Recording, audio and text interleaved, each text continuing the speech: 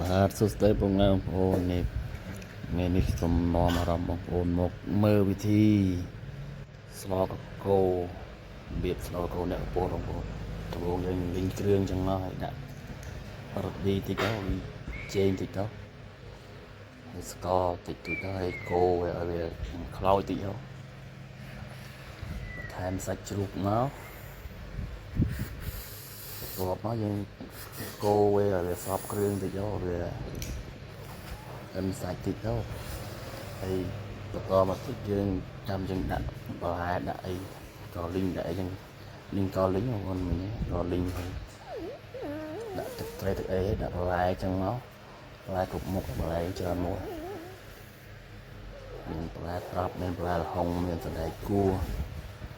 មានស្ពៃមានអីចឹងសពមុខហើយយើងកូរវាឲ្យសព្វបន្លែសព្វគ្រឿងសិនមកបើកភ្លើងអ៊ុនៗកុំបើកក្តៅពេកទេដាក់ទឹកតិចមកសិនមកខាងគេមានដាក់ប្រហុកទេហ្នឹងគេអត់ចេះហូបប្រហុកដូចខាងបងប្អូនអ្នកនៅខេត្តផ្សេងទៀតទេខាងគេនឹងគេអត់ប្រើប្រហុកទេកាពិគេមិនប្រើផងเราដាក់ទឹកបន្ថែមមកដាក់ឲ្យច្រើនមកតាមចំណង់ចំណូលចិត្តមកហើយថែមកូលីងពីលើថែមទៅទៀតមក